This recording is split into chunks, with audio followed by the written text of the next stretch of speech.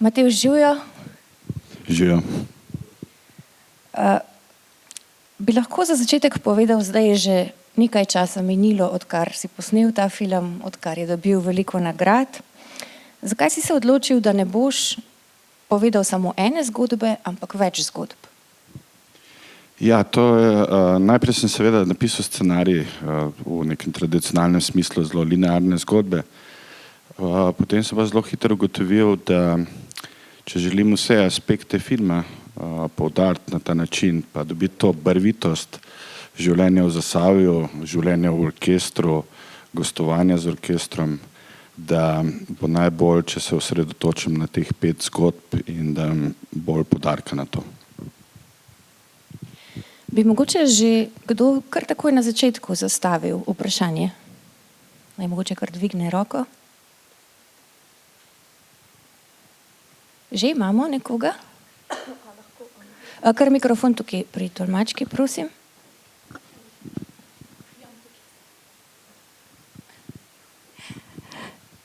Ja, želela bi vprašati, katerih 5 zgodb je bilo predstavljeno, a je to kot v smislu otrok, potem pa kaj to pomeni za prikaz teh 5 različnih zgodb? Ja, v kakšnem smislu oziroma zakaj točno teh 5? Kaj ste želeli v bistvu prikazati s temi 5 izbranimi zgodbami? Super vprašanje. Ja. Super vprašanje. Ja, 5 zgodb. Mogoče ni prava beseda 5 zgodb. Mogoče bolj prava beseda 5 pogledov, 5 vizur na gostovanje orkestra. In nekako ko sem sam potoval z orkestrom po gostovanjih, sem videl, da je ta orkester zelo raznolik, generacijsko in tudi energetsko, bi temu rekel. Da če želim bolj to poudariti, se moram približati posameznim likom.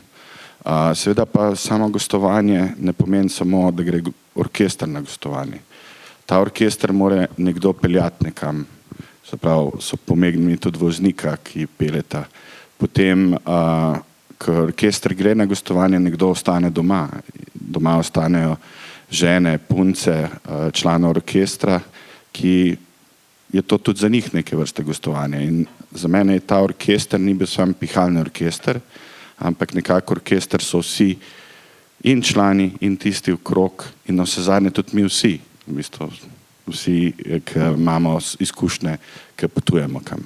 Tako da, če bi na kratko rekel, ena zgodba, en pogled je zgodba teh voznikov, ki imata svoje probleme, potem zgodba dirigenta in hčerke, potem žena, ki ostanejo doma. Seveda sem pa želel tudi imeti ta aspekt gostiteljev, tujcev, Avstrijcev, ker na nek drug način gledajo na nas. Hkrati smo zelo podobni, hkrati imamo pa tudi neke razlike. Ta zadnja zgodba je bila pa zgodba nekako, ki je povezala, ko se orkester vrača domov, kjer pa vidimo vse te like, člane orkestra, ki v neki situaciji bolj resni, reagirajo drugače, ko smo jih gledali cel film. Ima še kdo kakšno vprašanje?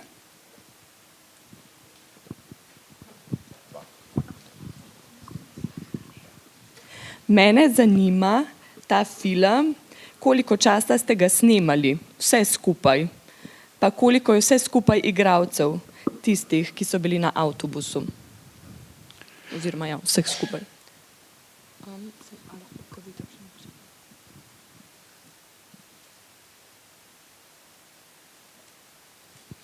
Ja, ta film je specifičen v tem, da vsebuje tako profesionalne igralce, kakor tudi pravi orkester, to se pravi orkester, ki ni nikoli stal pred kamero, pred filmsko kamero. Tako da gre za neko zmes nastopajočih v filmu in skupaj nekako smo se skupaj ujeli pri tem filmu, ker Moje pravilo je bilo, da mi vstopamo v svet orkestra, ne pa, da orkester pride do nas in da posnamemo film.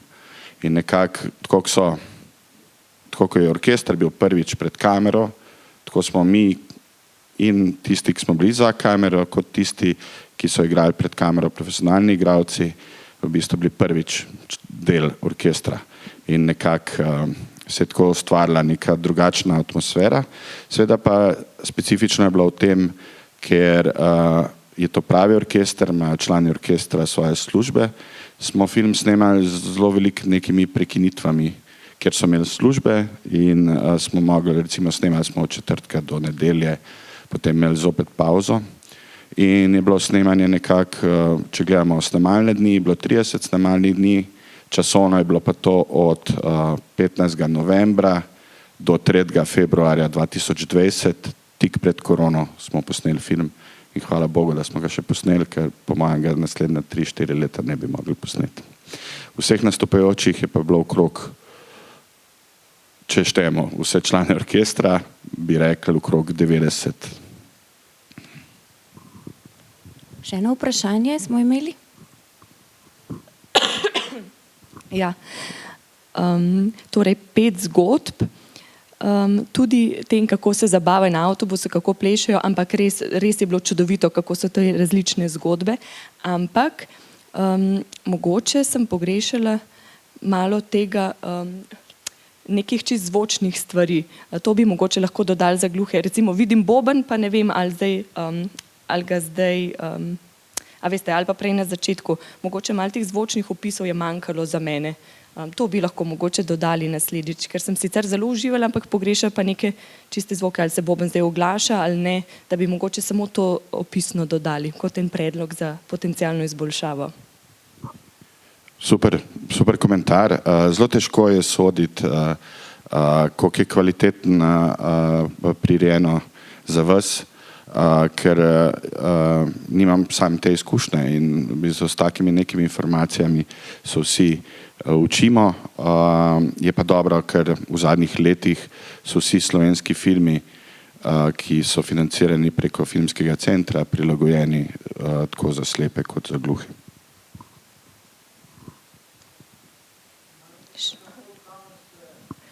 Prosim, samo počakajte na mikrofon, vam bo prinesla zdajle biljeterka.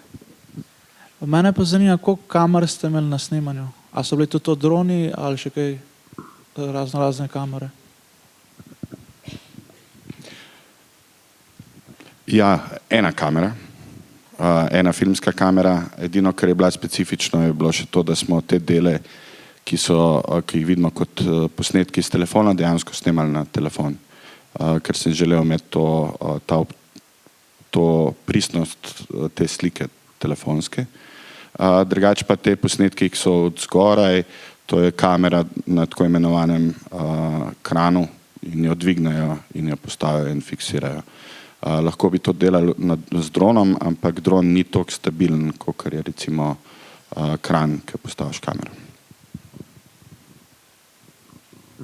Še eno vprašanje imamo tamle? Ja, še eno vprašanje. Moram povedati, da mi je bilo zelo všeč, da je črno-bel film. Zakaj ste izbrali to in ne barvni film? Zakaj odločite za črno-beli film in kaj je bil namen te izbire?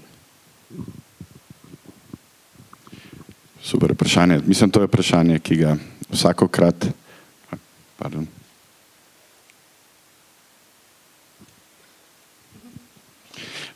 To je vprašanje, ki ga vsakokrat od vsake publike, ki gleda film, dobim. Več je bilo razlogov, zakaj črno-bel film. Glavni razlog je pa v tem, da je ta črno-bela fotografija nek moj spomin na Zasavje, ker sem bil mali, kjer je bilo veliko nasnaženo, vse je bilo črno-belo. Sneg je bil samo prvi dan bel, drugi dan je bil že črn.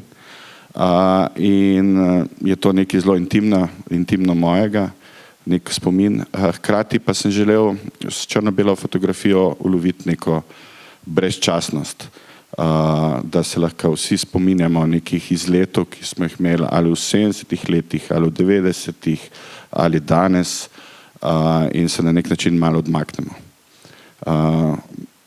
En razlog, ki pa je še vedno tako malo kot hudomušnega, vedno povem, da mogoče nismo imeli dovolj denarja za barve.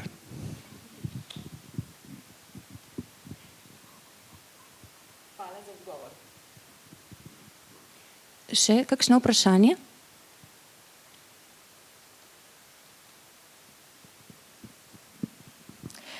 Potem pa me zanima, glede na to, da ti sam prihajaš iz Zagorja, kako doživljaš ta kraj, Zagorje in Zasavje, in kaj je bilo tisto v podobi tega kraja, kot jo imaš ti pred seboj, zaradi česar si se odločil, da film umestiš tja?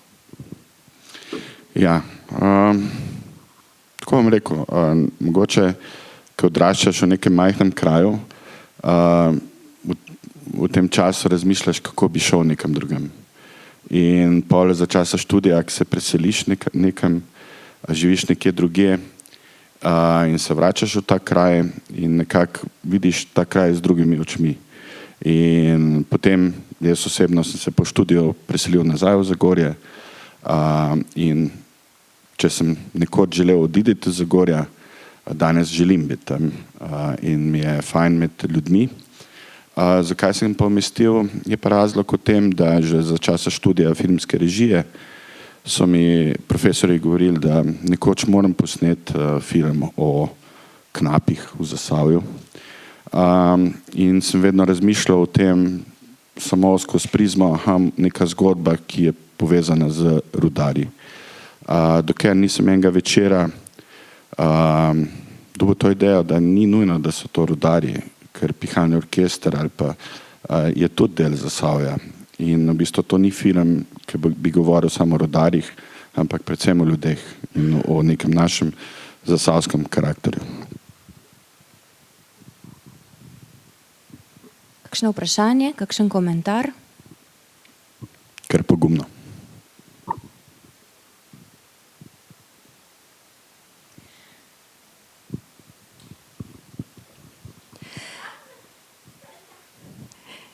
Ja, jaz prihajam iz Zasavja, tako da razumem to mnenje, pa tudi ta črno-bela, vem, kako je bilo to včasih. Danes tega ni več, ampak včasih pa vem, kako je bilo to vse črno-belo, tako da razumem to. In tudi vem, orkester, mi je bilo zelo lepo, res lepo videti to v živo, tako da super, mislim v živo, pač na ekranu, tako da super, fajn. Super, me veseli. Zasavka torej. Ja, danes je Zasavje, predvsem Zagorje, dosti bolj zeleno, kot je bilo pa včasih. Tako da je mogoče tudi dosti lepše, pa bolj prijetno za živeti tam.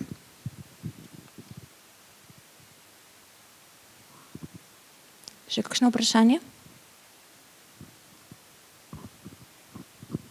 Samo to bi še vprašala. Opazila sem, da je veliko preobračen kot moški, potem pa se preusmeri na žensko vizuro ali pozicijo. Kako ste to mogoče kadrirali ali pa postavljali? Kaj so mogoče razlike med moškimi in ženskami tudi v tem filmu v smislu njihovih nesposobnosti, ampak v smislu tudi njihovih zgodb, no? Ja.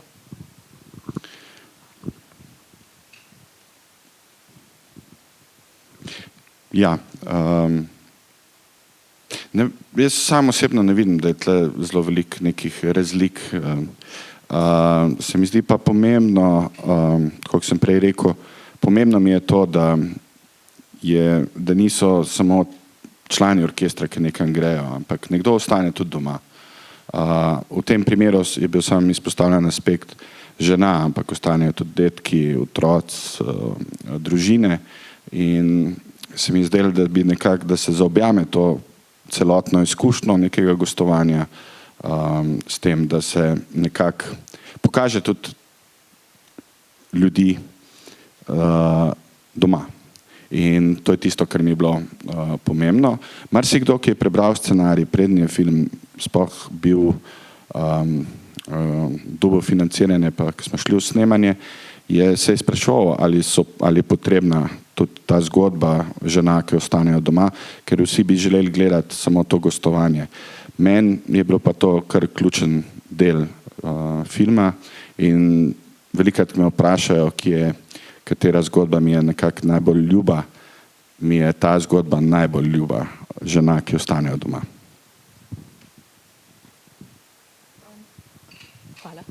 Ja, tudi meni je bila ta zgodba že najljubša, ko se vidi, kako so ženske tudi te povezane med sabo, tudi to je lepo videti.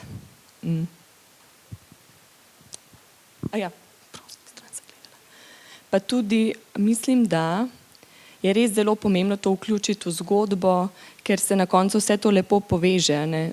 Ta dva nivoja, tako da se mi zdi, da je to zelo dobro vkomponirano in super, da niste tega izpustili. Hvala, se strinjam.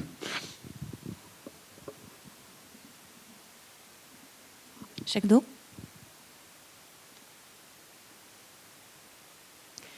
Prej si omenil zasavski značaj, pa me zanima, kako pa po tvojem mnenju, kakšen je ta značaj oziroma kako po tvojem mnenju kraj oblikuje svoje prebivalce?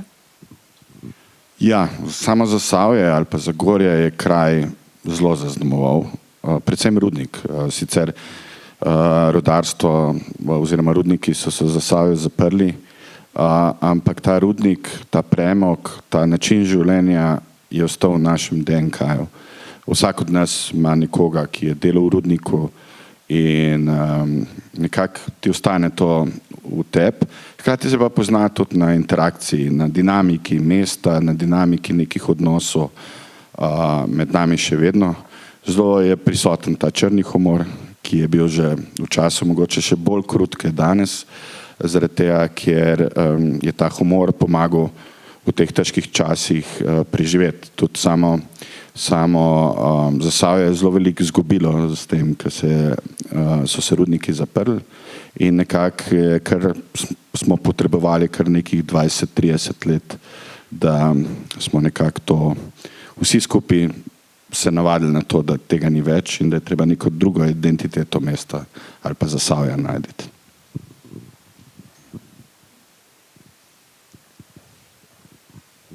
Kakšno vprašanje?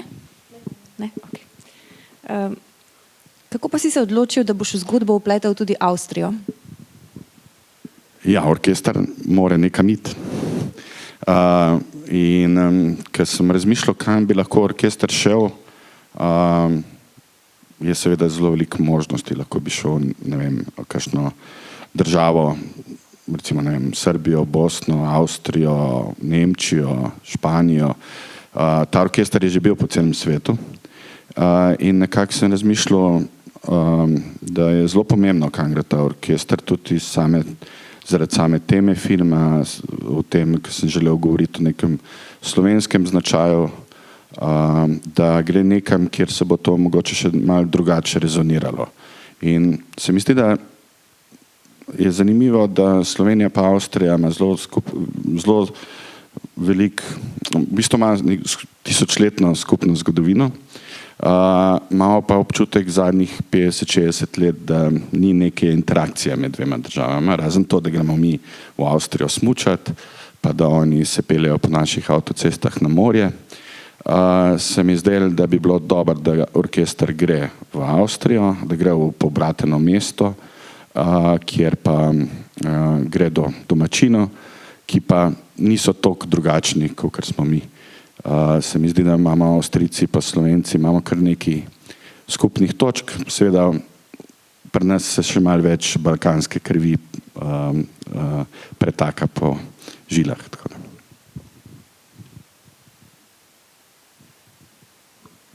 Kakšno vprašanje, kakšen komentar?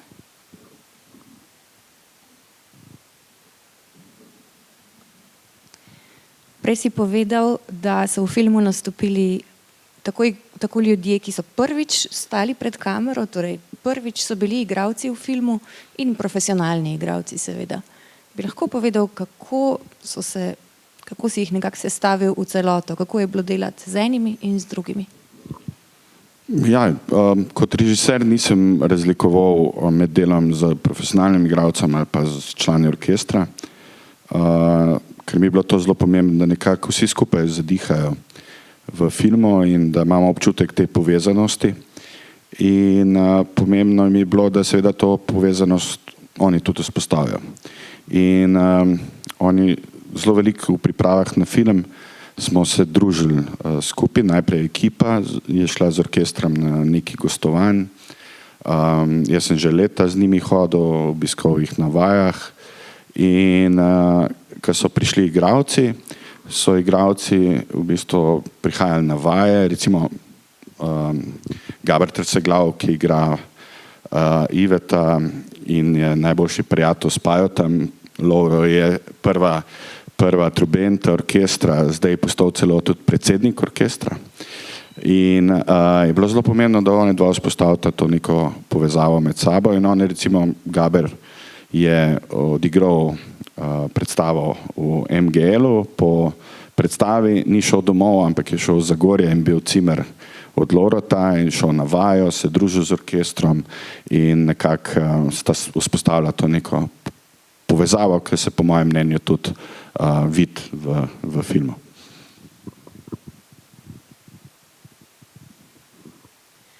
Čas se počasi izteka, tako da še zadnja priložnost za kakšno vprašanje, za kakršenkoli komentar. Ja, tukaj spredaj imamo nekoga. Kar počakajte na mikrofon, prosim. Mene samo zanima, koliko šta tak film? Dobro vprašanje. Tak film stane okrog 1 milijon do 1,5 milijona evrov. Mi nismo imeli tega denarja, smo imeli dosti manj. Ampak neka narava slovenskega filma je tako, da ti greš najprej na razpise doma, iz države, kjer prihajaš, potem pa še polovico financiranja pridobiš v tujini, preko drugih razpisov tujih v drugih državah in na nek način pa sestaviš ta proračun filma. To je dokaj normalna višina filma, financiranje oziroma budžet filma za našo regijo. Seveda v Evropi so pa te proračuni filmov tudi višji. Vse je odvisno, iz katere države prihajaš, koliko je filmska industrija razvita in koliko zahtevni filmi se delajo, produkcijsko zahtevni filmi. Še kdo? Ja, še nekdo tamle?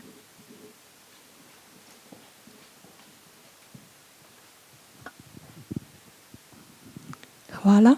Meni je bil film zelo zanimiv, ker je bil tak mal drugačen, ki je pokazal eno našo kulturo.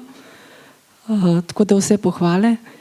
Me pa samo zanima, če ste kje, če lahko izdate, če ne pa ne, če ste se kje v filmu, da je delček neke vaše zgodbe, verjetno je neka rdeča nit, glede na to, da je to povezano z vami, oziroma ste bil del nekoč orkestra, če ste v enem delu orkestra tudi vi, nekje kot deček, glede na to, da je to iz vašega otroštva. Hvala za odgovor.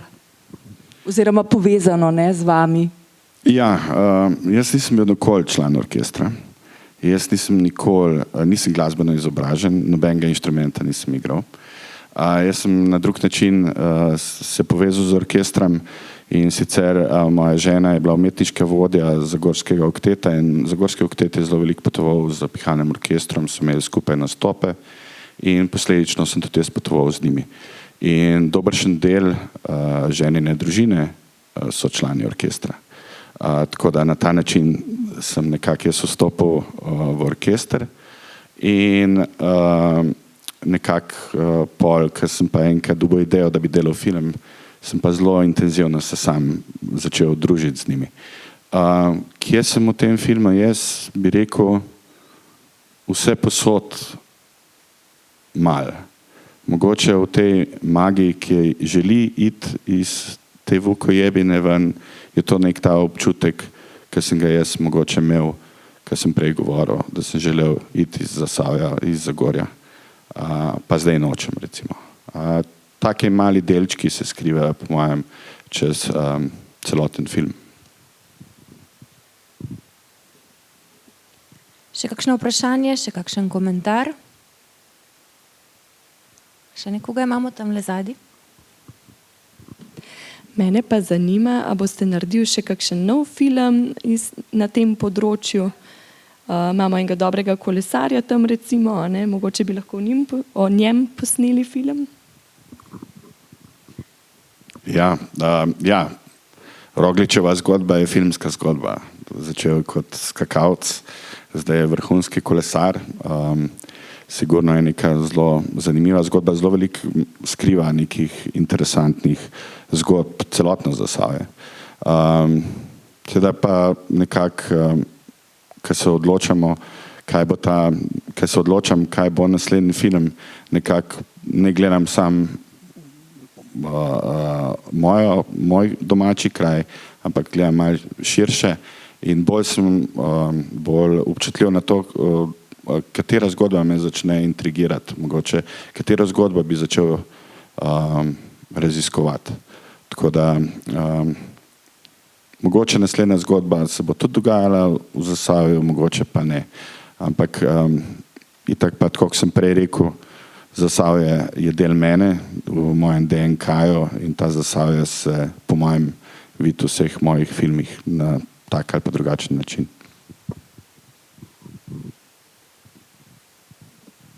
Še kdo? Potem pa bi se jaz najlepše zahvalila Matevžu, najlepše bi se zahvalila za tolmačenje in seveda tudi vam za pozornost in za odlične vprašanja. Hvala in lep večer še naprej.